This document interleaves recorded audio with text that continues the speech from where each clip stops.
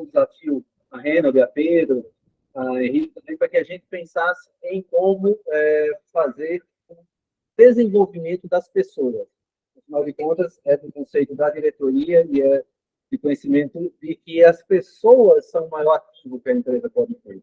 Eu acho que qualquer um pode ter o dinheiro, abrir uma loja, comprar um material, comprar um estoque determinado, mas se não tiver as pessoas treinadas, capacitadas, motivadas e interessadas em fazer um negócio andar, o ativo vai acabar se perdendo, né? Aquele investimento vai acabar se perdendo, porque não tem as pessoas para fazer esse movimento. Então, minha intenção aqui não é fazer o treinamento da central da construção, apesar de, obviamente, eu fazer alguns momentos, alguns links com a central da construção pelo fato natural da gente estar aqui, mas eu tenho também o pessoal, Henrique, que é da agência, vou falar um pouco sobre empresas de outro tipo, né, de serviço, mas essencialmente eu vou mostrar para vocês alguns conceitos que são universais, no sentido que eles servem para central da construção, uma padaria, a Vale do Rio Doce. São conceitos extremamente iguais, porque as empresas elas fazem isso para sobreviver. O pessoal de esperança chegou, também não tem material para estudar para eles, por favor. Vamos seguir a assessora aqui.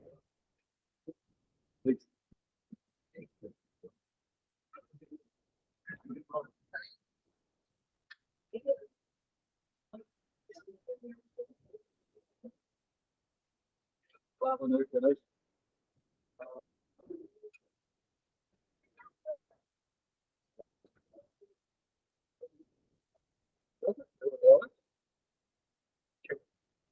Então, a gente pensou nesse treinamento, digamos assim, nessa apresentação, não para gerentes, a gente não pensou nessa apresentação para vendedores ou para diretoria ou qualquer nada disso específico, a gente pensou em desenvolver todos que tivessem interesse. Então, foi um recado muito importante, eu fico feliz por tanta gente aparecer, de que não é um treinamento que é obrigatório, é um pouco mais tarde que as 10 reuniões que a gente tem, e que quem viesse ou deixasse de vir não ia ter nenhum benefício, digamos assim, dentro da empresa, nem nenhuma punição por não vir. Então, é uma questão que a gente ia sentir realmente o interesse de vocês. Eu fico muito feliz com essa da função de tanta gente interessada em se desenvolver. Agora é comigo, né? Agora tem que provar que valeu a pena vocês estarem todos aqui. Então, vamos lá. Eu vou passar alguns slides aqui, vocês têm um material na mão, e é essa planilha. Esse rápido teste, deixa para depois, tá? Essa planilha, ela vai seguir junto com a apresentação. Então, a gente vai ver um conceito aqui e a gente vai ver digamos, ela na vera, como se brinca, né? Ou seja, ele, na verdade, de uma empresa dia a dia. Eu fiz uma escolha simples, fiz uma empresa comercial que vende bolo. Não fui muito criativo, desculpa. Não é criptomoeda nem nada que está na moda, então é bolo. E é um produto só. Mas o conceito é o mesmo, independente de você ter um produto ou 15 mil, como a gente tem na central da construção. Ou até como empresa de serviço, o negócio muda um pouco, mas eu tentei fazer essa espinha dorsal de que funciona com qualquer empresa. Tá bom? Então, a gente fala a primeira coisa, o que é empresa. Empresa, numa definição de livro, digamos assim, uma empresa consiste em uma sociedade organizada composta por meios humanos, pessoas, técnicos, que são os conhecimentos que as pessoas têm, e financeiros, que são o ativo que a gente vai usar para construir essa empresa. No caso da central da construção, os prédios, os estoques, etc., são os ativos que foram transformados em financeiros e físicos para que a gente possa trabalhar. Isso aqui é importante. Temos como objetivo a produção de serviços, como a gente tem aqui na agência, ou bens, como a gente vende nas lojas, satisfazendo a necessidade das comunidades, das comunidades onde se encontram. Então, ela só funciona se a gente estiver vendendo alguma coisa e, do outro lado, se tiver alguém para comprar. Tá? Então, assim, essa é a essência de uma organização, essa é a essência de uma empresa. É um grupo de pessoas com ativos e conhecimento técnico que se juntam para entregar um bem ou um serviço. Quando você tem um cabeleireiro, é um bem que vai lá, ou que é um serviço que vai cortar o cabelo. Quando você tem uma loja de carro, é um bem que está sendo vendido. Então, essa é a essência. Você vai montar uma estrutura, vai pegar os seus ativos, ou seja, o seu conhecimento. Um consultor, certo? O consultor só tem ele mesmo, teoricamente, e o conhecimento técnico que ele tem, não deixa de ser uma organização. Né? E a gente vai entender como é que essa organização precisa agir para que ela tenha perenidade. A gente vai falar aqui em alguns conceitos, você pode até pensar, não, mas se a empresa der prejuízo e a pessoa tiver o dinheiro, ela não fecha. Verdade. Mas essa não é a razão dela existir. A razão dela existir é criar valor. Mas no finzinho aqui a gente vai entender exatamente como é que uma empresa cria valor. Então, esse é o conceito de empresa de uma forma geral. Vamos ver como é que é isso na Vera. A empresa ela precisa ter faturamento para que ela venha a ter lucro. Isso é óbvio, mas eu tenho uma coisa a dizer para vocês. Faturamento não é fim. Empresa não vive para vender. Empresa só sobrevive se ela vender com lucro. Certo? Senão ela vai acabar quebrando. Vamos a extremos? Eu tenho sei lá, eu compro um ativo, um bem qualquer que o fornecedor me deu um ano para pagar. 100 mil reais. Eu vendi amanhã por 50 mil. Meu caixa está como? Gordinho, porque eu só devo esses 100 mil daqui a um ano. Eu ganhei dinheiro, essa empresa vai, eventualmente, fechar ou ter problemas. Então, a questão da empresa ter, naquele momento, dinheiro ou não significa que ela está tendo lucro. Tá? Então, o faturamento é meio. A gente precisa faturar, sem dúvida. Mas ele é o caminho para a gente chegar no objetivo da empresa, que é ter um lucro. Tá? Às vezes, até, se fala, né, erradamente, que o lucro pode ser uma ambição, que o lucro pode ser exagerado, qualquer coisa dessa natureza, não vou entrar muito nesse lado da análise, mas vocês têm que entender que sem essa motivação da geração de valor, as pessoas não arriscariam. Eu quero que vocês entendam muito isso.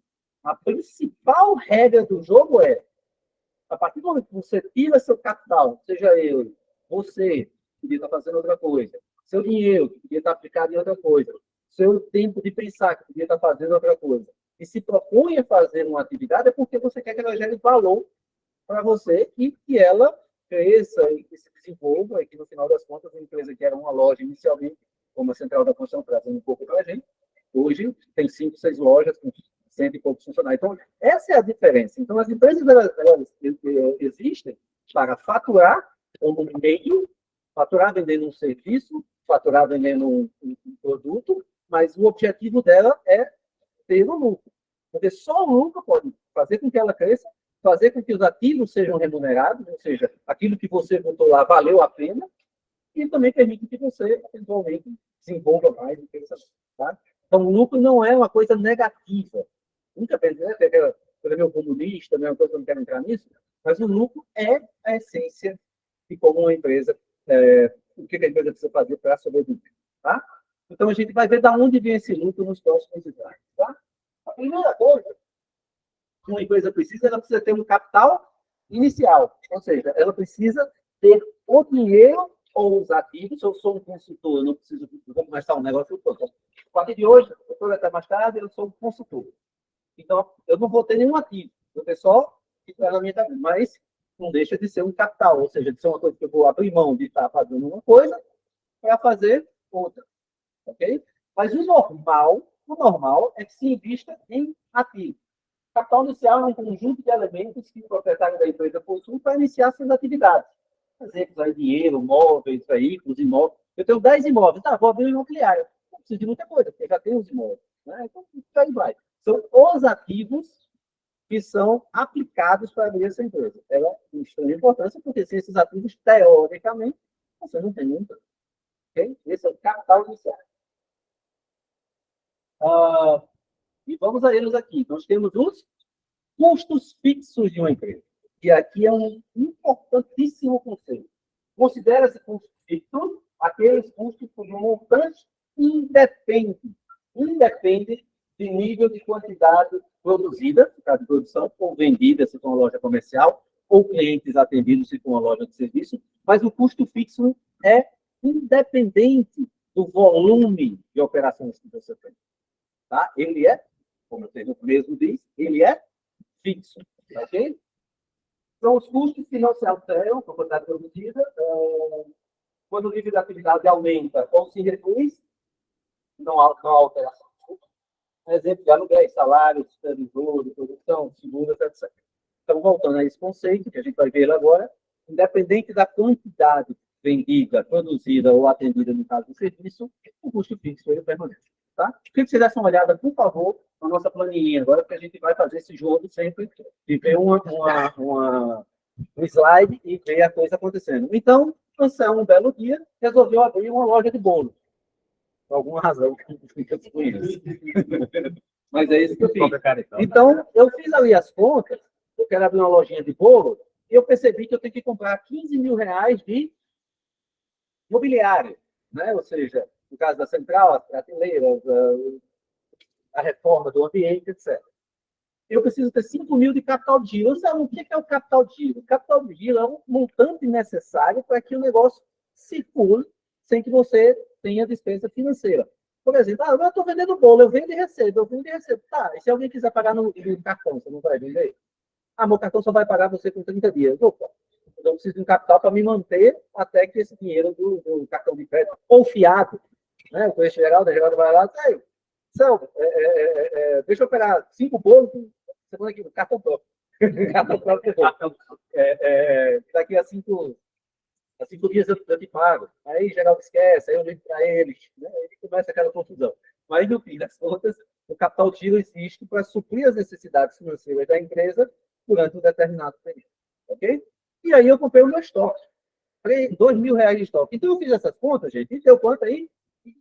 22 mil reais. Caramba, eu olhei aqui para minha conta, puxei, pedi ajuda, alguma coisa assim, e eu só tinha quanto? Olhei um pouquinho embaixo. 12 mil. Mas eu quis abrir assim mesmo a minha loja de bolo. Como eu tinha crédito, CPF limpo, eu fui no banco e levantei 10 mil reais. Então, do capital necessário para abrir a empresa, dos 22 mil, eu tinha 12 e peguei 10 no banco. O que implica isso, gente? Eu já nasço com problema, com 2. A empresa já nasce com uma dívida passiva de 10 mil reais e ela nasce também já com uma despesa financeira, que todo final do mês o banquinho vai lá e me dê meu juro. Ele pode até não querer o principal, né? Ou seja, os 10 mil em si, mas os juros mensal é muito provável que você... Os juros é muito provável que você tenha que pagar mensal. Então, seguindo aqui, a gente observou que a gente tem o investimento inicial do 22 mil, a gente vai buscar esses 22 mil ou no bolso ou no banco, e eu estruturei aqui a minha loja e vi que meu custo fixo está aqui embaixo, 4.166,13. E aí onde a gente vê o quão abrangente é essa palavra custo. Né? Porque às vezes a gente está numa organização, a gente trabalha com organização e não vê todo o cenário. Então, assim, por exemplo, você quando contrata um funcionário que assina carteira, você não... Praticamente o funcionário só percebe o quanto ele recebe. Ele, às vezes, não tem noção de toda a situação que tem por trás, todos os impostos que a gente tem que pagar, férias, 13º, etc. Então, tudo isso, quando você é um empreendedor, que você vai, naquele momento, pagar, você tem que observar todo o custo, e não só, efetivamente, o que você bota na conta do funcionário. Né? O Brasil ele tem um defeito, no meu ponto de vista, que é ele tributa quem dá emprego. Então, quanto mais emprego você tem, quanto mais você pagar ao seu funcionário, mais, infelizmente, você vai pagar de imposto. De INSS, de FGTS e outras obrigações que são naturais de quem tem funcionários. Tá? Então, coloquem isso na cabeça. Eu tenho uma frase que é muito forte para empresário. Salário é pouco para quem recebe e muito para quem paga. Porque infelizmente, essa necessidade. Mas uma organização para funcionar não pode não ter funcionários, uma regra mais geral. Então, ele é um custo nosso. Então, vamos dar uma olhada nesse custo aqui. Aluguel do ponto, R$ 1.000. Água, luz, telefone, internet, eu arredondei aí para 300. Manutenção do prédio, não posso deixar cair, R$ 200. Funcionário, eu resolvi colocar um funcionário, prometendo pagar ele R$ 1.500. Impulsionamento das redes sociais, né, Henrique? Aí, que é importante, né? É uma estratégia de marketing que eu estou usando. O imposto sobre o funcionário, 10º e férias do funcionário, e dando um total aí de 4.166. Se eu vender um bolo naquele mês, quanto é meu custo fixo? 4.000. Se eu vender 10 mil bolos, quanto é meu custo fixo? Então, esse é o custo. Isso é extremamente importante que vocês entendam que é esse custo fixo e que ele não vai variar com o volume de negócio que você vai fazer. Tá? Porque a gente tem que aprender lá na frente como capturar, como buscar esse custo fixo, senão você está morto. Então, é uma das conceitos mais importantes para que vocês entendam para como fazer uma empresa efetivamente sobreviver. Tá bom? Despesas financeiras, que é aquela que a gente listou lá em cima.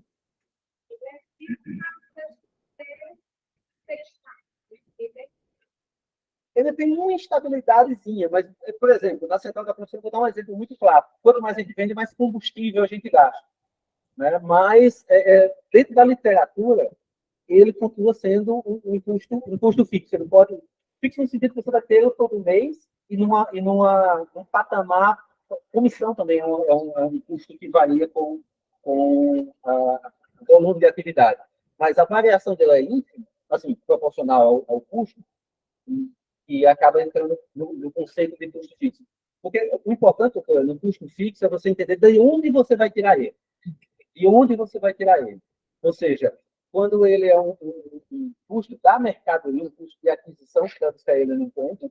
Quando é um custo fixo, você vai buscar ele em outro ponto. E a sua margem, você vai buscar em outro ponto. Então, por isso que a gente chama esses custos, mesmo que ele varie um pouco, de custo fixo. Tá? Porque ele é buscado em um determinado ponto que a gente vai ter. Tá?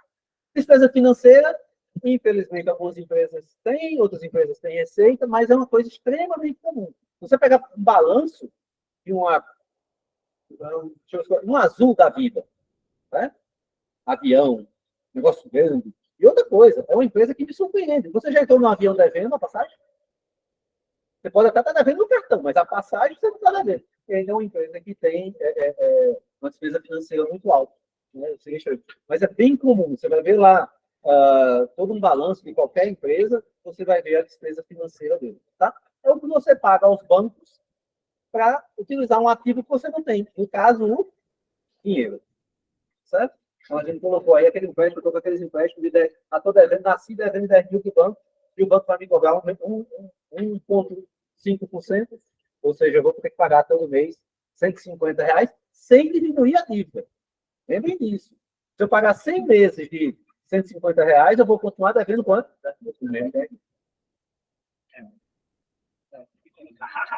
Aqui o bicho pega. Gente, eu sou uma empresa comercial. O Renan está ali, eu brinco muito com o Renan. Não compra, não, você tem estoque. Mas, na verdade, se a gente não compra, a gente não tem o que vender. Se a gente não tem o que vender, a gente cessa de existir, porque essa é a nossa função, digamos assim, como, por exemplo, na central da construção. Tá? Então, a primeira coisa que vocês têm que aprender como conceito de empresa é que uma empresa comercial vai adquirir mercadorias para depois vender. E, para saber quanto custa essa mercadoria, ela vai ter que fazer uma continha aqui, que é o CMV, custo de mercadoria vendida, ou a gente pode chamar também de custo de aquisição. Quem lança nota aqui? Ninguém lança nota. Bom, aqui é a essência de quem lança nota. Tá? É o custo do produto. Se tiver algum desconto, obviamente, é um abatimento. Impostos recuperáveis, eu não vou entrar muito nisso, mas alguns impostos nós nos creditamos dele, depois nos debitamos quando vendemos, caso o ICMS, como por exemplo o ICMS. Então, esse imposto recuperável a gente subtrai do preço de aquisição, do custo de aquisição dele, porque quando a gente vender esse produto, a gente vai pagar esses impostos. Tá? Então, vamos seguir. Preço lá do produto R$10, não tive desconto, não tem imposto recuperável. É um produto que eu vou colocar um seguro, porque ele pode quebrar, então ele vem aqui com preço assim. Tem o frete. Impostos não recuperáveis, por exemplo, que é bem clássico, é o IPI. Para a gente que é comercial, às vezes a gente está comprando algum produto, quando vai lançar a nota, tem lá o IPI. O IPI ele somente se soma ao preço de aquisição do produto, tá? Porque ele não é recuperável, tanto que vem de uma despesa, e outra despesa qualquer. Então, ali a gente tem o custo para comprar uma unidade daquele produto. É importantíssimo que você saiba disso. Tá? A gente estava falando sobre uma empresa aqui que tem um markup clássico, digamos assim. Eu compro por um e vendo por dois. Beleza, tem um markup de 100%, ou seja, a diferença entre o preço de compra e o preço de venda é de 100%. Mas se você não faz todas as contas, não coloca o frete, não coloca algum imposto que não é recuperável, ou seja, você nem sabe efetivamente qual a tua margem que você está realmente buscando nessa venda. Então, você tem que pensar que tudo em negócio, tudo em empresa tem que ser medido e pesado para que você possa ter um resultado. Ok? Então, esse é o custo de aquisição. Vamos ver o nosso bolo, quanto é que custa a gente aí? Depois do custo fixo, lá embaixo, tem o custo de aquisição do bolo caseiro. Estão vendo aí? Qual é o preço do produto? R$ 3. O imposto de aquisição é um imposto não recuperável. Por isso que eu estou botando ele aí somando. Quanto é aí? E o rapaz vai buscar e trazer o bolinho, me cobra também 50 centavos. Então, meu custo de aquisição é R$ 4. Todo mundo entendeu esse custo de aquisição? Não é só o que vem na nota fiscal, é tudo que envolve a compra de um produto. Por exemplo, uma coisa que é bem comum no nosso ramo, que eu não vou entrar em detalhes, é substituição tributária. É uma forma que o governo do estado cobre o ICMS antecipado, na forma de um imposto não recuperável. Então, se o produto é R$ 10 e eu estou pagando 2 de substituição, na verdade, o custo de aquisição daquele produto, fora o resto, fora a frete, produto, são R$ 12. Tá? Então, não percam isso, não é só o valor da nota fiscal, é tudo que envolve essa compra, frete, seguros, impostos não recuperáveis, etc. Tá? Conceito muito, muito, muito, muito importante. Tá?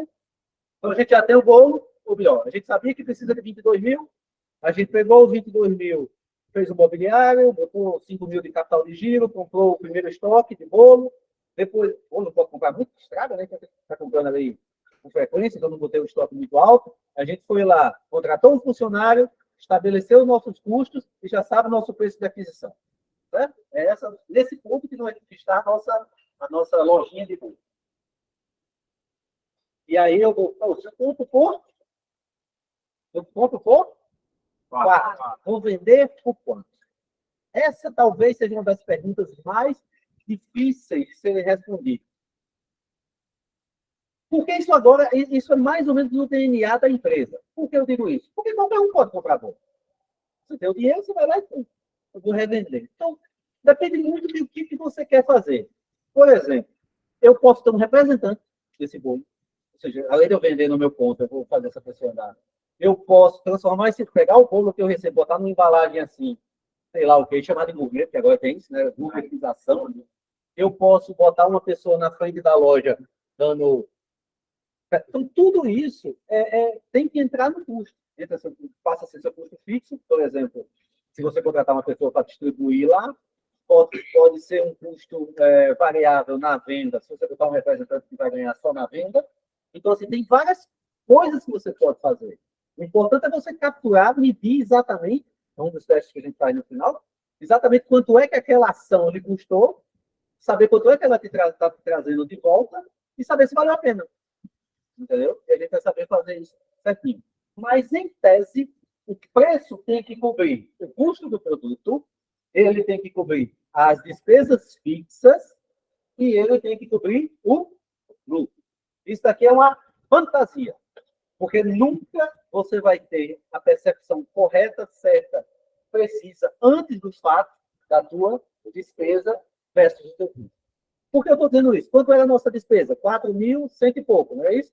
Quantos bolos eu vou vender naquele mês? Não sei se 1.000, não sei se 2.000, não sei se 5.000, não sei se 10.000.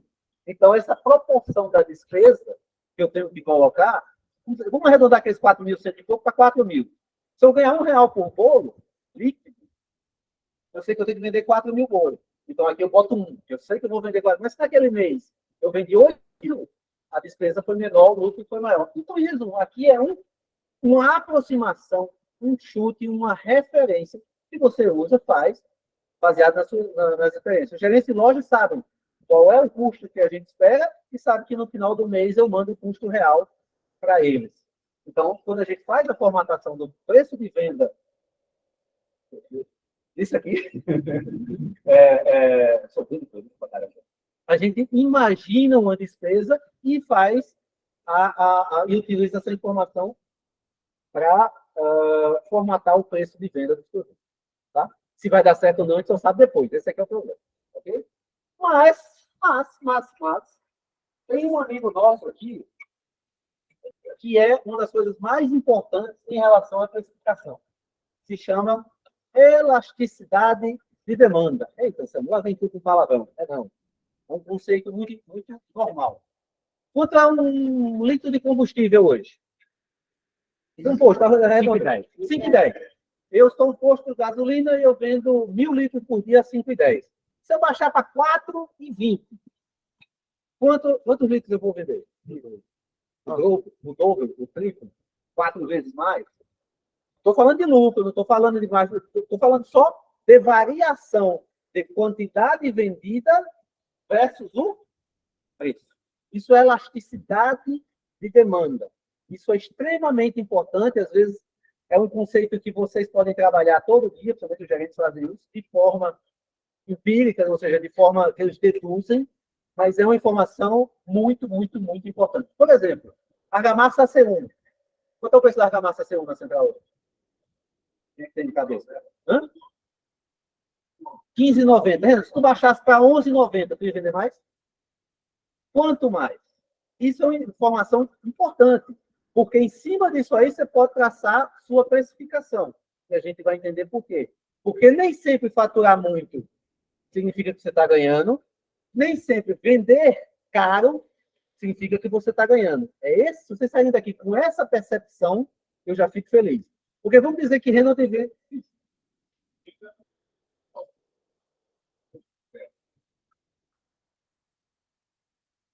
Exatamente. É uma das observações. Então, às vezes, ele abre mão do que a gente vai ver de margem de contribuição de lucro em algum produto para que a gente consiga vender o mix. Por isso que, às vezes, fica uma certa pressão no vendedor, né? Não venda só o produto promocional, porque o promocional realmente a gente vai no chão, né? E aí eu vou mostrar exatamente como esse cálculo é feito. Mas o que eu quero que vocês saibam daqui como conceito é que, como eu posso dizer, nem sempre o maior... Vamos dizer que Renault vai vender aqui a argamassa a R$10. Ele vai, faturamento, olhar lá no resultado, vendeu muito hoje. Mas a gente não capturou nada em termos de retorno dessa venda. Pode ter até tido prejuízo. Então, vender muito não significa que a gente ganhou dinheiro. Aí Renault inverte aí. Renault diz, rapaz, em vez de vender essa argamassa a 15, não vou vender a 10, vou vender a 25. E ele vendeu, porque ele passou o cara aqui na frente e comprou. Mas só que normal ele vender, sei lá, 1.000 argamassas por dia, e naquele dia ele vendeu 50. Ele vendeu caro. Palmas para a Renault. Mas ele capturou muito pouco margem, porque ele vendeu muito pouco. Então, isso é crucial. Tá? Então, eu simulei aqui uma elasticidade de demanda. Eu fiz uma pesquisa muito séria na porta do supermercado, que é de frente para o meu bolo, e perguntei a pessoa, você compraria um bolo por 10? Você compraria esse bolo por 10? E cheguei à conclusão, ou vamos dizer que a loja já estava aberta há algum tempo, ou o irmão meu tem. Em resumo, eu consegui medir, isso acontece muito na experiência, uma elasticidade de demanda para o meu bolinho. Tá? E, obviamente, a gente diz que um preço mais baixo, a quantidade é maior, um preço mais alto, a quantidade vendida é menor. Tá? Então, eu queria que você desse uma olhada aqui na segunda página, tá? Que vai tratar da... A gente tem a nossa elasticidade, a elasticidade de demanda. Tá?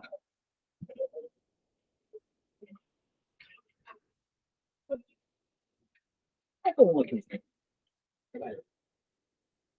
Não erra tanto. Vamos lá? Então, aqui a gente está vendo.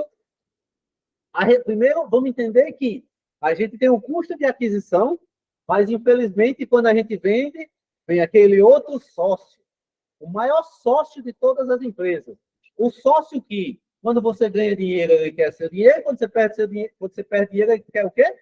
Também o seu dinheiro, que é o nosso querido governo, tá? Então, eu elenquei para vocês aqui que você, apesar de vender por um valor, aí eu botei um número arredondado, você vai perder daquela receita 10% para o governo. Você vai pagar de imposto.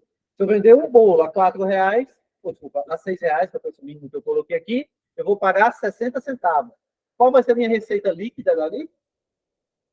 5,40. E assim vai, eu fiz essa tabelinha até 12. Todo mundo entendeu aí? Eu vendi, tirei minha nota fiscal, meu cupom fiscal lá, o fisco foi lá e só vendeu e dá 10% para cá. Ah, mas não ganhei dinheiro, não. Problema você não deu 10%. Certo? Problema assim. É mais ou menos, infelizmente, é mais ou menos assim que funciona. Não vem que não. O cara olha para o empresário e acha que o empresário está numa posição. Ah, ser empresário é bom demais. Ser empresário é você ter o resto do resto do resto. Você vai faturar, paga o fornecedor, paga o frete, paga o custo de aquisição, paga não sei o quê, paga não sei o quê. Beleza, paguei toda a mercadoria que eu comprei. Aí depois eu vou pagar aluguel, imposto, aluguel, funcionário, água, luz, telefone, não sei o quê, não sei o quê. Depois eu pago os impostos.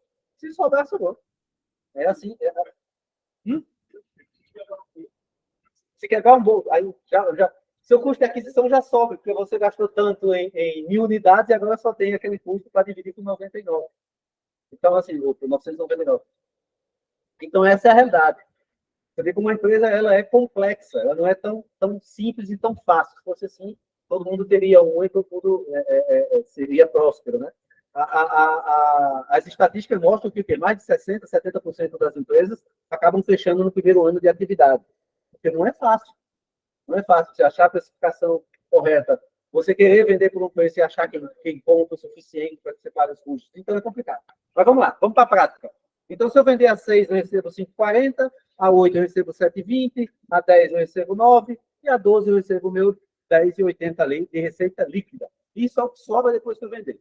Certo? Aquele bolinho que eu comprei por 4. A elasticidade de demanda que eu estudei é o seguinte: se eu botar meu bolo a 6, quantas unidades eu vou vender no mês? Todo mundo achou em 4.000? Beleza. Meu faturamento vai ser de 24. Estou rico.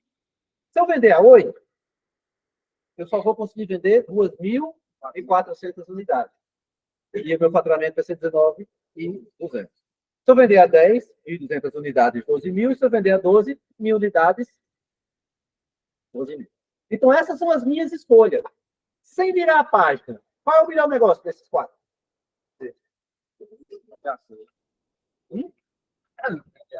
Vender a 6? Não, calma. Eu não quero. A gente não chegou na outra parte, então ninguém está errado ainda. Eu estou só. Pela informação que você tem agora, qual seria o melhor negócio? Agora seria analisar. Vender a 6. Por que vender a 6? Porque dá o maior? Faturamento é objetivo ou é meio? É meio. Então significa que faturar mais eu estou ganhando mais? Vamos para outra. Já é a última opção lá embaixo. Estou vendendo a quanto? Estou vendendo o mais caro possível. É a melhor opção? Quem vai dizer isso? Quem vai dizer se é ou não é? Vai ser a margem de contribuição total que eu consegui capturar durante aquele período. Ela vai dizer, as empresas vivem para capturar margem de contribuição. Então, é um prazer, o que danado é margem de contribuição. Vamos lá. Margem de contribuição unitária é o preço de venda do produto menos seus custos variáveis. Custo variável aqui você pode colocar custo de aquisição. Tá? Margem de contribuição é tudo que não é custo de aquisição e imposto de venda. Vamos lá para o nosso bolinho? Quanto é o custo de aquisição dele? R$4 é o custo de aquisição. Vem para cá, R$4. O preço eu não vou considerar 6. Porque eu não recebo 6. Se eu vender 6, eu recebo 5,40. A diferença entre 4, que paga tudo que eu gastei para comprar a mercadoria, não sobra, às vezes, deixa eu voltar. Então, vamos lá. A margem de contribuição, nesse caso, é 4 menos a receita líquida da minha venda. No caso de eu vender o bolo a 6, a minha receita, a margem de contribuição é quanto? 5,40 menos 4. Por unidade eu ganhei 1,40.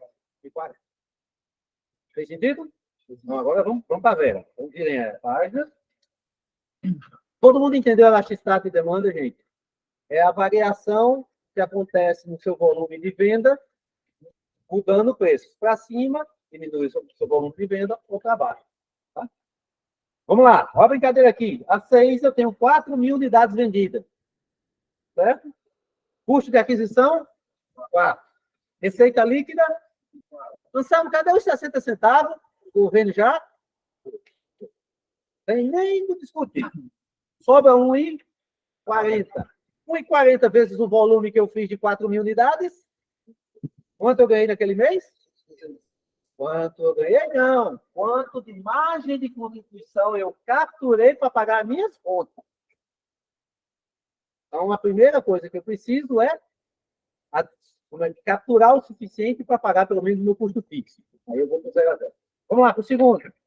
R$8, vendo 2,400, R$4, 7,20 é o custo, desculpa, a receita líquida, o governo fica lá com os 80 centavos, me deixa 3,20 e eu capturo de margem de contribuição quanto? 10.200 unidades, 4, R$9, sobra 5, opa, é que é margem de contribuição que só molesta. Mas eu só capturei quanto? Porque a quantidade diminuiu. Certo? E aí vamos para o outro, eu vendi caríssimo, 12, só vendi 1.000 unidades, tudo bem, paciência, mas vendi caro, porque eu sou vendedor caro, e eu só capturei ali 10,80 por unidade, 6,80 de margem de contribuição, mas eu só capturei.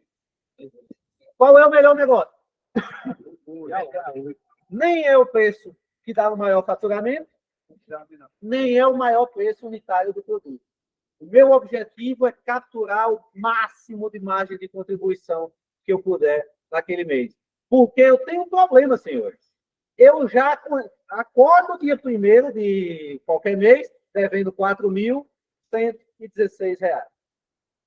Aí vendi um bolinho, vamos botar o bolinho de 8 aqui, botei 3,20 no bolso para pagar os 4 e pouco. Vendi outro bolinho, boto 3,20 no bolso. E assim vai. Até os 3,20 somados empatarem com o meu custo fixo. Aí, nesse momento, eu tenho uma empresa que está no ponto de equilíbrio, que é o que a gente vai ver para frente. Tá bom? Ficou claro isso?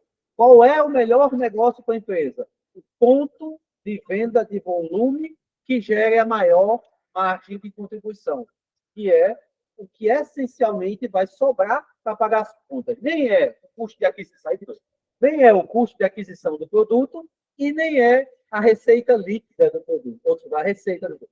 É a diferença entre as duas coisas. Tá? Essa é a margem de contribuição. É o que pertence à empresa. Nem é, repito, do fornecedor, do frete, do qualquer coisa que gera o custo de aquisição, nem é o pedacinho que fica do governo. É o meio. E a gente reza por meio ser suficiente para pagar as contas. Tá bom? Todo mundo entendeu o que é margem de contribuição? Vocês saíram daqui, você entendeu o que é margem de contribuição? Aí a gente sai brigado aqui. Porque essa é a essência do imposto.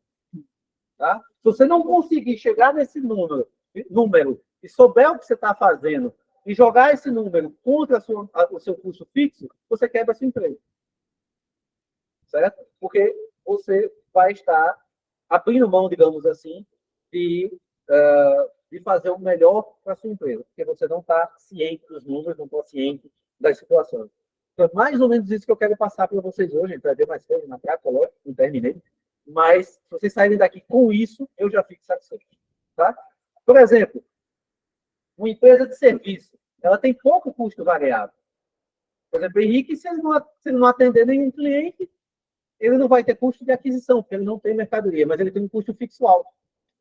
O estacionamento da gente é um custo fixo alto. Tem que atender dois carros por dia, ele vai ter o mesmo custo fixo. Se atender 150, a gente vai ter o mesmo custo fixo.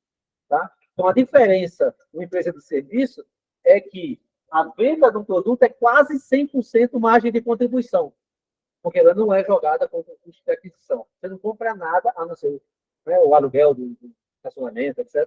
Você não compra uma mercadoria para revender. Mas ela tem o mesmo objetivo. Apesar dela não ter esse CV aqui, ela tem o custo fixo para cobrir. Tá? Normalmente é alto. Tá bom? E aqui? Aqui é o nosso famoso ponto de equilíbrio. Aqui é o nosso essência de você pelo menos dizer, pronto, escapei, empatei. 4.117. Acordei dia 1º de abril e estou devendo R$ 4.166. Não é isso meu custo fixo? Se eu não vender nenhum bolo, quanto é que eu vou pagar? E eu ganho, a gente chegou à conclusão que vai vender o bolo por 8, né? É o melhor negócio? Cada bolo que eu vender, eu boto quanto no bolso? 3,20. 3,20 menos 4, vai fazer a matemática aí. Eu só estou devendo 4.113. Mas vocês entenderam exatamente de onde sairia. Ah, mas meu custo é 4 e eu faturei 4.000. Morreu. Tá? Você tem que capturar a margem de contribuição para pagar. Então, aqui no começo do mês, eu estou 100% no prejuízo. Aí eu vou vendendo, vendendo quantidade, e a minha margem de contribuição, o dinheiro que eu vou botando no bolso aqui para pagar as contas, vai subindo. Olha o meu custo fixo aqui, ele é uma linha reta. Você vê aqui que, independente do volume que eu vendi, o custo fixo ele permanece estável. Certo? Então, eu fui vendendo, capturando mais de contribuição, até chegar aqui. E aqui, finalmente, estou no 0 a 0. Nesse momento que eu botei no bolso 4.116 de margem de contribuição, se eu vender um bolo, a mais do que isso, eu ganhei quanto naquele mês? 3. Se eu vendi 2,6, eu vendi 3,9, e assim vai. Ficou claro? Custo de aquisição, preço de venda, para aquela aluminha lá do imposto. Aí eu vou chamar de novo, é receita líquida. Diferença entre custo de aquisição e a receita líquida, margem de contribuição. Tá? E aí você vai capturando essa margem de contribuição, venda a venda, negócio a negócio, até você conseguir, se Deus quiser, chegar no seu ponto de equilíbrio. Tá? E a partir daqui você vai finalmente ganhando dinheiro. Tá bom?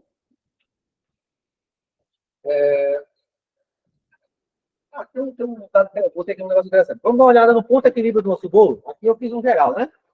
Então, eu tenho 4.166,13 de custo fixo.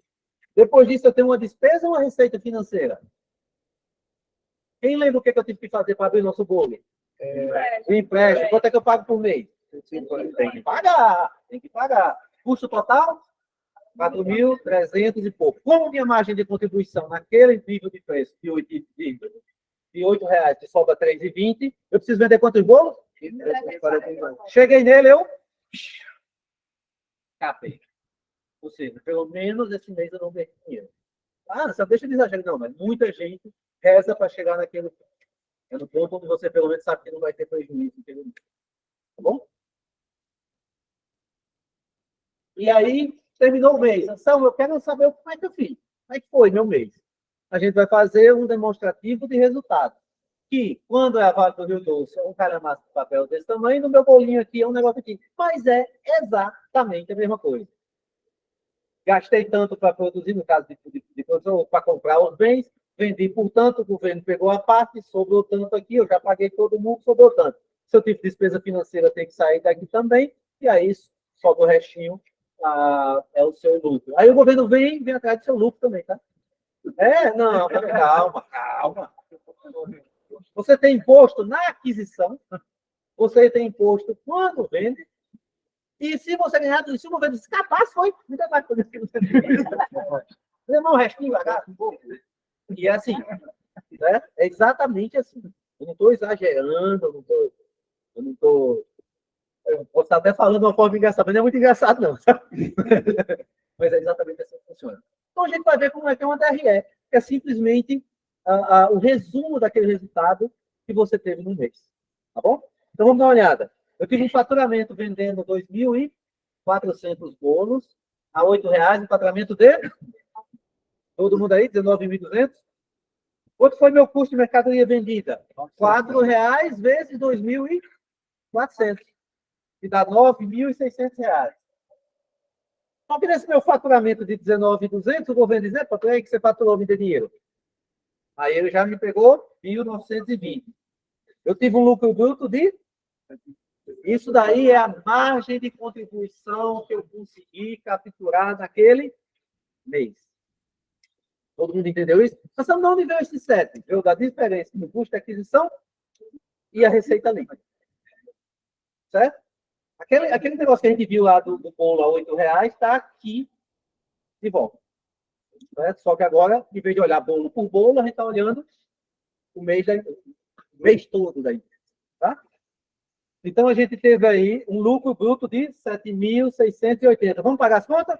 Aluguel, funcionário, não sei o que, não sei o quê. Bora. 4.166. Vamos pagar o empréstimo ao banco. Isso é R$150. Sobrou quanto? 3.300 e pouco. Opa, você escapou, ganhou dinheiro. O governo vem lá e normalmente pega 25% do seu. Não é fácil ser empresário. Tirem isso da cabeça. Não estou, sei lá, motivando ninguém, não. Eu só quero passar para vocês a realidade dos fatos. Por isso que muita empresa fecha. Muita empresa fecha por duas coisas. Pela própria dificuldade de fazer o negócio e, às vezes, porque o danado do empresário. E quando eu falo empresário, eu sou pipoqueira, tá? Pipoqueira e Vale do Rio Doce funciona exatamente do mesmo jeito. Ou você está prestando um serviço, ou você está vendendo um bem. Certo? Funciona absolutamente da mesma forma. Por quê? Entendeu?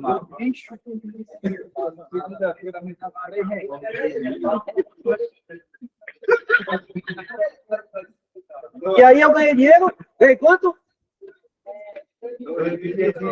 Esse dinheiro eu efetivamente boto no bolso. Mas ele não pode ser... Ele é fins contábeis lucro líquido.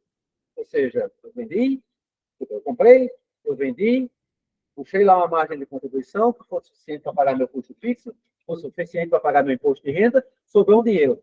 Mas existe um custo que não é contábil, mas que ele tem que entrar nesta conta, tá? Que é o famoso custo de oportunidade.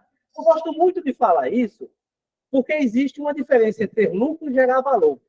Eu vou tentar explicar para vocês da melhor forma possível qual é a diferença.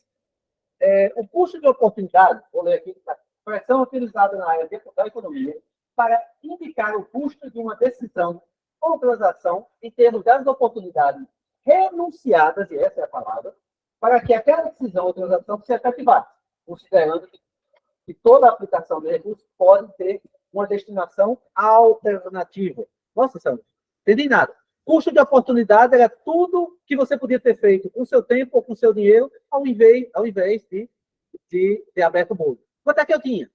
Quem lembra quanto é que eu tinha no meu bolso, na minha conta? Não, 10 eu peguei emprestado. Tinha? Se tivesse aplicado, esse 12 estava me gerando quanto? 1% ao mês. Banco paga 1,5%. Aí eu botei aqui como receita 1%. Né? Quando você aplica, o banco que paga menos e vai cobrar mais quem pega emprestado. Mas vamos lá. Meus 12 mil ia render quanto? R$120. R$120. Certo? Mas tem um problema. O que eu estou fazendo? Eu estou indo lá também trabalhar no bolo. Se eu não tivesse que trabalhar lá, vamos dizer, olhando meu currículo, etc., eu imagino que eu ia conseguir um emprego aí de R$1.500. Então, ali eu estou perdendo. Eu estou ganhando esses 1.500 e o dinheiro aplicado no banco, 620. Então, existe um custo de oportunidade que ele não aparece na DRE. Você não vai ver na DRE lá, custo de oportunidade, mas tem que ser levado em consideração. Tá? Porque são ativos que você, ou o seu tempo, ou ativos seus que poderiam estar aplicados em outra coisa, que você está deixando de receber o dinheiro, digamos assim, dessas outras opções, para fazer o que você está fazendo. Então, aqui eu coloquei, tá? Custo de oportunidade, o tempo pessoal, botei, todo mundo viu aí? R$1.500. E eu coloquei o capital próprio, né? Aqueles juros que o banco ia me pagar de 120. Quanto é que eu gerei de valor? Lá embaixo. Ou seja, era o dinheiro que eu efetivamente criei. Ou seja, eu ganhei o dinheiro e superou o custo de oportunidade dos meus ativos. Vou falar uma coisa aqui que eu estou lendo por dentro. Por exemplo, a doutora olha aqui e diz, rapaz, se eu vender esse prédio, não sei o quê, eu pego esse dinheiro e boto no banco. Ou se eu alugar a central. Ela tem que observar se o que ela está recebendo de margem de contribuição e de lucro real está superando o custo de oportunidade de não vender esse prédio, de alugar esse prédio, dos valores que tem investidos em mercadoria, etc., se está valendo a pena. Tá? Lógico que está sendo muito frio. Posso estar sendo muito frio, mas essa é a realidade. Vocês já ouviram, tipo, Americanas vai fechar. Não, tá quebra, mas sei lá, Marisa vai fechar 10 lojas. Ela vai fazer isso por quê? Porque ela localizou 10 lojas, que a margem de contribuição que ela está capturando naquelas lojas não é suficiente para pagar o custo fixo. Qual o valor que essa loja está gerando? Nenhum. Ou melhor, verdade, nenhum não. Negativo. Então, infelizmente, as empresas tomam uma decisão baseada na mesma coisa que vocês estão vendo aqui para o meu bolinho. Tá? Porque essa é a espinha dorsal. Nenhuma empresa vive fora dessas linhas aqui já. Essas são as tábuas de Moisés. Né? Não importa se é uma pipoqueira, não importa se é a Bagulho 12. É isso aqui. É comprar um bem, adquirir, produzir um bem ou um serviço por um custo X, vendê-lo, porque se você não vender também não ganha, vendê-lo com uma margem que dê margem de contribuição suficiente para você pagar os impostos, pagar seu custo fixo e sobrar algum dinheiro, e você depois tem que observar se o dinheiro que sobrou é maior do que o custo de oportunidade dos ativos que você colocou lá. Se for, você está finalmente, depois disso tudo, conseguindo gerar valor. Tá? Então, é muito difícil, eu vou falar, muito difícil ser empresário aqui. Tá? E no dia a dia de vocês, o que eu peço a vocês, já que tem muita gente aqui da Central da Construção, não é meu objetivo e a diretoria falar da Central da Construção, mas eu quero que vocês entendam como é que a coisa funciona, porque em algum momento a gente tenta segurar um pouco os custos. Você vai entender porque a gente tem um custo mais baixo, a gente precisa de menos margem de contribuição. Menos margem de contribuição, a gente consegue baixar mais os preços. Baixando os preços, a gente faz mais volume de venda.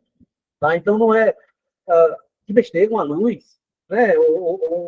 É uma varia, mas também que vende sei lá, 10 mil metros de piso aqui, quebrou uma caixa, mas tudo soma a ter um custo fixo e ter um retorno da empresa para que ela possa ser perene.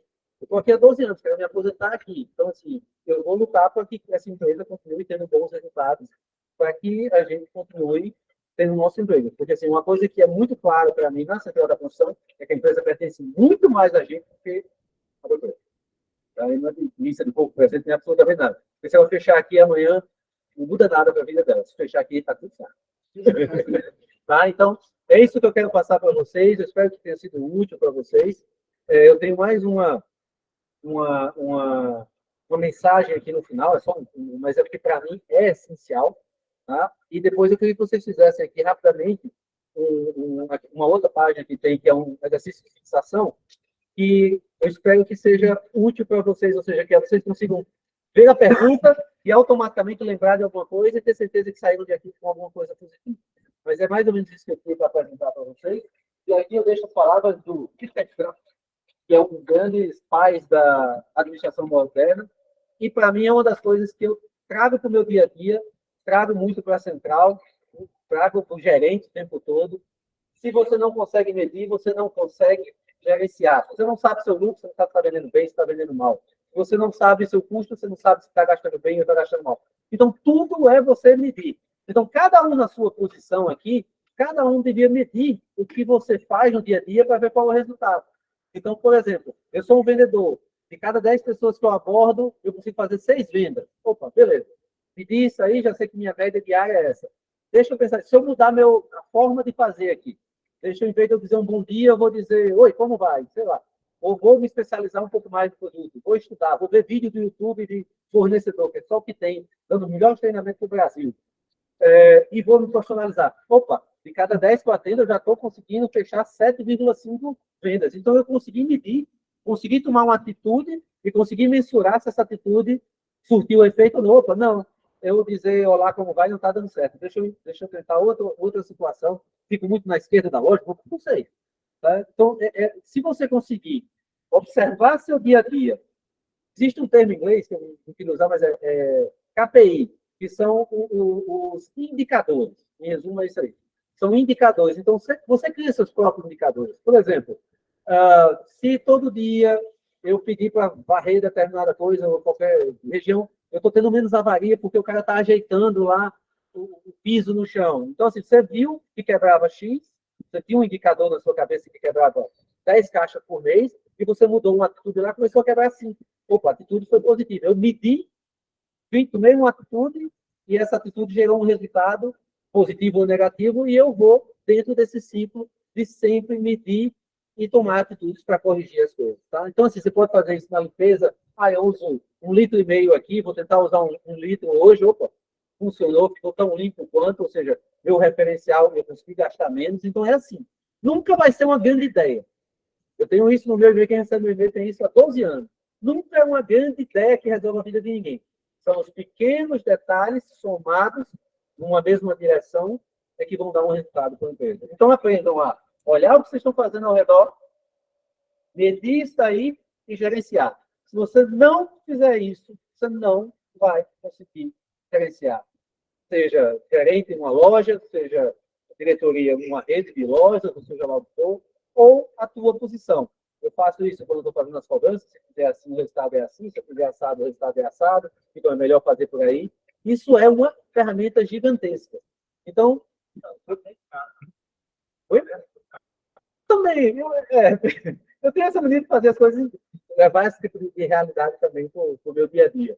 Mas eu espero que esse conhecimento que vocês adquiriram hoje dê uma ideia melhor de como funciona a empresa, e espero que essa mensagem final você perceba que se você for abrir o bolinho e não souber medir uma curva de demanda, um custo de aquisição, uma margem de contribuição, um ponto de equilíbrio, você vai estar trabalhando às cegas.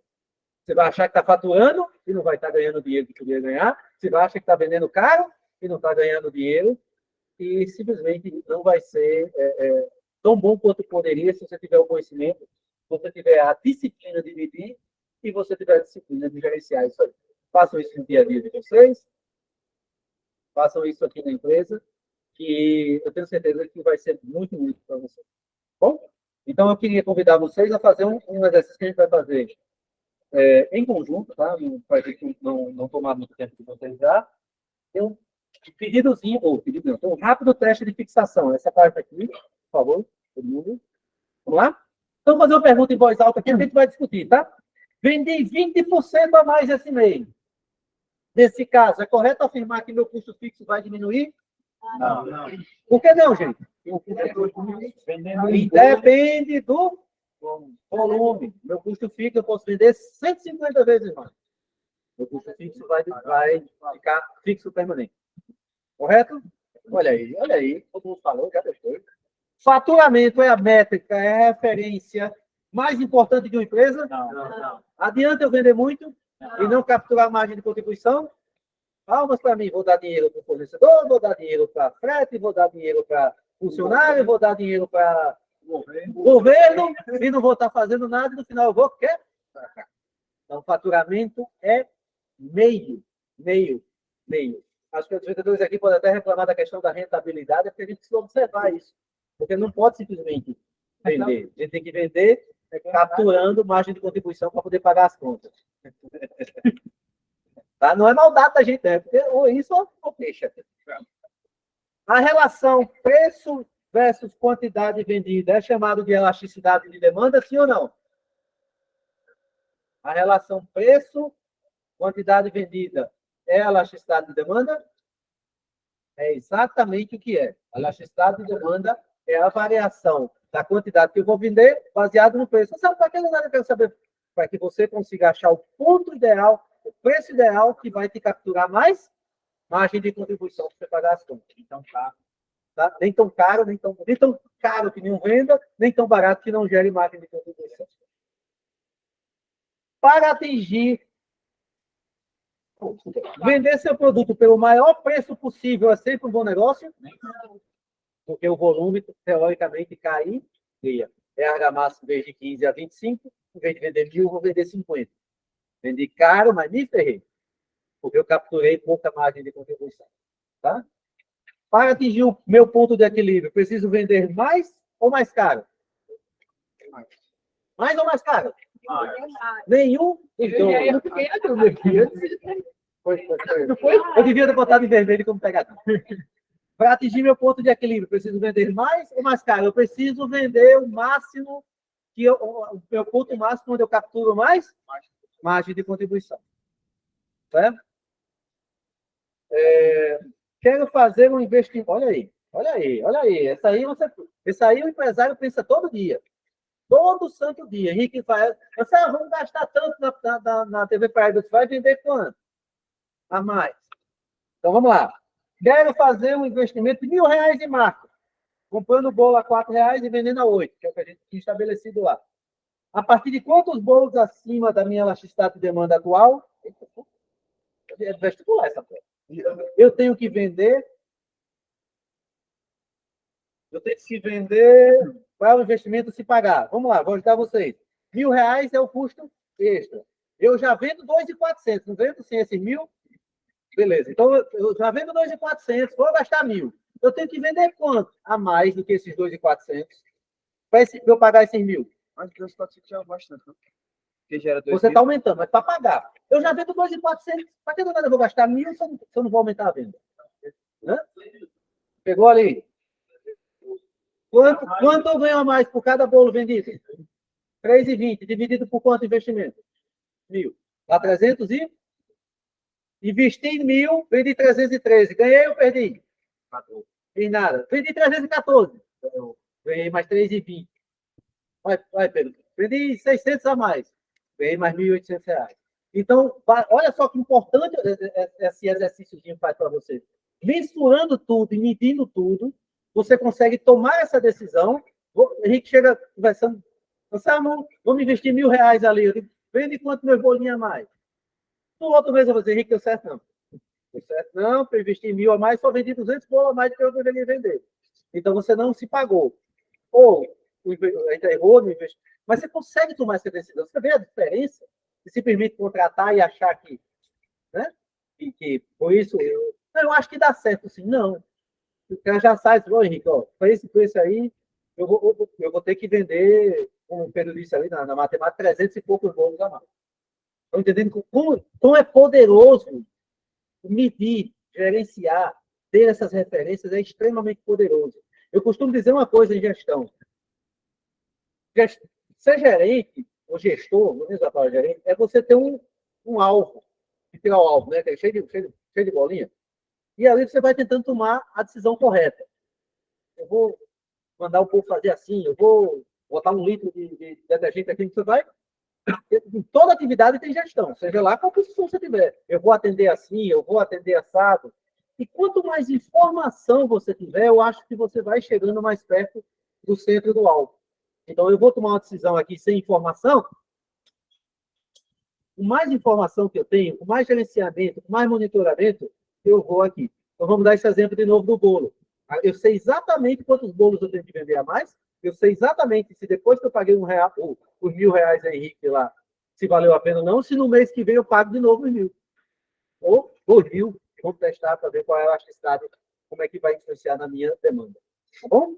Ficou claro? Ficou meio complexa a pergunta, mas era para que vocês entendam que, com todas as informações na mão, você consegue tomar uma decisão mais acertada. Tá bom? Vamos lá. Quero pedir ao fornecedor para adicionar a cobertura de chocolate. Vou gourmetizar o meu bolo. Essa palavra na moda. O fornecedor me cobrou R$ 1 a mais por unidade. Eu pagava 4, agora eu pagava 3 a ele, né? Agora eu vou pagar 4 a ele. Tá? Não vem com imposto aqui, então. Com imposto, certo? Me cobrou R$ 1. Meu custo de aquisição, que era 4, passou para 5. Certo? Se eu aceitar, isso vai fazer subir meu custo fixo? Meu custo fixo vai subir? Não. Não, custo fixo não. É o custo de aquisição do produto vai aumentar. Mas meu aluguel, meu funcionário, isso é custo fixo, vamos ficar quieto. Minha margem de contribuição vai aumentar? Não, vai diminuir porque meu produto ficou mais? O custo de aquisição dele ficou maior. meu custo de aquisição vai subir. Certo? Agora eu resolvi fazer isso. Eu quero botar essa cobertura de chocolate lá por R$ 1 e vou colocar ela no preço. Eu tenho que vender meu bolo de R$ 8 por quanto? Hã? Quase isso. É uma pegadinha. Hã? Não, quase isso, só que para cima. 9,10. Por que 9,10? Poxa, chutar assim. Eu vou... É porque eu achei que era. Tem um impostozinho na venda. Então, quando eu vendo 9,10, eu recupero R$ 1. Se eu botar 9, o governo vai pegar 10 centavos com o meu R$ 1 extra. O governo vai pegar. Eu não vou recuperar. Aquisição. É uma brincadeirinha que eu fiz aí, mas só para vocês entenderem que tudo é linkado. Se eu vender mais caro, vou pagar mais imposto. Uma DRE é capaz de mostrar o real resultado de uma empresa? Não. Falta o custo de oportunidade. Falta o custo de oportunidade. O real resultado, o valor gerado, a DRE vai mostrar contabilmente se você ganhou ou perdeu dinheiro.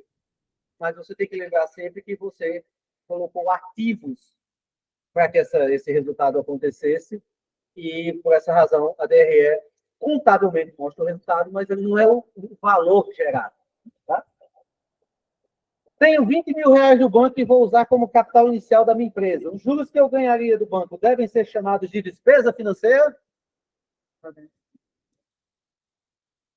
É despesa financeira. O dinheiro é meu. O dinheiro é meu. Estou botando no negócio. Os juros que eu ganharia aplicado é despesa financeira? É abatido no custo de oportunidade. Não, não é abatido. Ele não é uma despesa financeira, ele é um custo de oportunidade. Tá? Só lembrando a vocês, se eu tenho 20 mil no banco, ele me daria R$ 200. A partir do momento que eu invisto isso em qualquer outra coisa, eu deixo de ganhar aqueles R$ 200. Esses R$ 200 passa a ser... Eu tenho que recuperar tudo que eu tenho que recuperar, pelo menos 200. Tá? Mas não é uma despesa financeira. A despesa financeira é se esse dinheiro pertencesse a outra pessoa. Tá bom? E aí eu pergunto para vocês, né, depois de ter essa proposta aqui, o que uma empresa precisa fazer para sobreviver? Vamos lá, não tem exatamente uma fórmula. O que vocês entenderam aí? Encontrar o ponto de equilíbrio para sobreviver. Encontrar o ponto de equilíbrio. Muito bem. Você? Hã? Vai?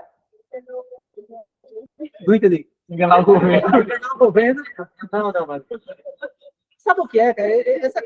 Essa questão é muito crucial. Eu acho que se uma empresa precisa disso, eu sempre digo, se a empresa precisa disso, ela não devia existir. Ela é muito arriscada. Foi pior ainda. Pior ainda. Mas vamos lá, o que ela precisa para sobreviver? Primeiro, eu acho que ela precisa entender o seu negócio, saber exatamente quais são os seus custos fixos, saber exatamente quanto é o seu custo de aquisição, tentar, na melhor forma possível, descobrir a sua elasticidade de demanda. Uma vez que você consegue traçar ali a elasticidade de demanda, achar o ponto onde você captura mais margem de contribuição. E a partir daí você vai seguir pagando seus custos fixos, gerando lucro, gerando valor e ser um pouquinho de sorte ser perene. Ou seja, essa empresa existir por muitos anos. Tá? Então, espero que tenha sido útil para vocês. Espero que vocês tenham, quando chegarem aqui hoje, amanhã na empresa, vocês olhem aqui, olhem o preço, e você vai dizer, ó, a gente pagou aqui esse souvenir, né? A gente pagou esse souvenir tanto aqui, tem um imposto quando a gente comprou, aí eu sei que a empresa sabe mais ou menos quanto é o custo dela, botou aqui e formou esse preço, e a gente tem que vender para essa empresa capturar a margem de contribuição para pagar todo mundo, porque todo mundo quer dinheiro, viu? Todo mundo quer dinheiro. Chirante sabe isso que a contas a pagar todo dia. Eu até brinco com ela aqui, separa os boletos embaixo e as firmas do lado, porque quando está juntando, está reproduzindo, eu nunca vi. Mas é isso. Então, as empresas precisam entender o seu negócio, entender os números, vocês precisam disso, e eu queria que vocês aplicassem isso ao dia a dia de vocês, principalmente a parte de mensurar e gerenciar. Vocês só vão conseguir ter um resultado diferente se você fizer alguma coisa diferente. Se você for mais um e trabalhar, sabe, naquela percepção de que tanto faz eu fazer de um jeito ou de outro, você vai ser aquele dono da lojinha de bolo que não vai saber exatamente o que está acontecendo. Mensura, gerencia. Vou fazer de um jeito, vou fazer minhas continhas lá, tanto de um jeito, o resultado foi melhor assim, e vai melhorando. Aquela velha coisa, se eu melhorar todo dia 1%, logo eu vou estar melhorando 100%, né? Então, assim, é mais ou menos isso que eu quero. Gostei muito da presença de vocês, gostei muito de fazer um teste de fixação e eu ver que muita gente respondeu junto aqui, então significa que alguma coisa ficou. Então, eu espero que até no futuro eu consiga fazer outras apresentações aprofundando mais, sei lá, em imposto, ou em outra coisa, porque se no pior das hipóteses, eu vou estar desenvolvendo aqui pessoas que podem ser aproveitadas pela organização, e se não for o caso, que elas vão ter mais conhecimento e vão chegar na loja lá do amigo e dizer, a margem de contribuição está gerando enquanto? Não sei, está morto. Você pode chegar para lá, mas você não sabe o que está acontecendo no seu negócio está escapando porque Deus é grande. Tá? Então, muito, muito obrigado, agradeço demais a presença dos doutores. Eu vou fazer essa apresentação. Se tiver meia pessoa, eu faço a apresentação. Se não tiver ninguém, eu desligo o computador e vou para casa. Estou feliz que teve gente online aqui, teve gente aqui na loja, espero que tenha sido útil, que vocês saiam para casa achando que se gerou valor aqui para vocês, tá? Bom dia.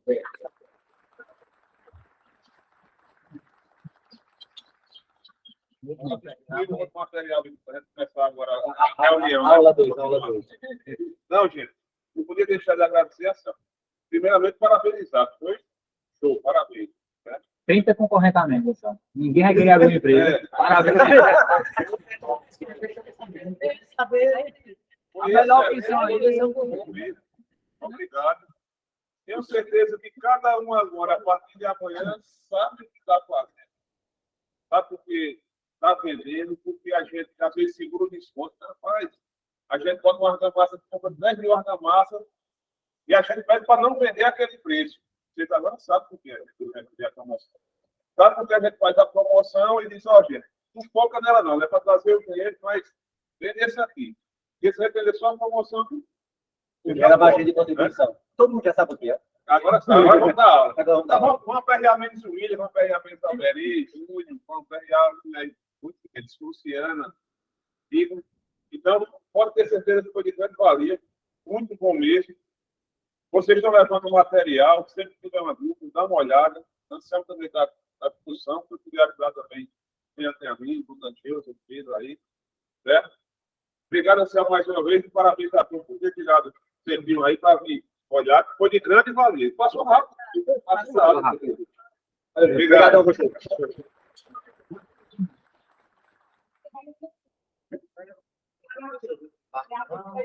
Calma, Você é professor? Tudo em inglês no tempo, mas eu me sinto muito bem falando. Tem muita atividade. Você fez a exposição.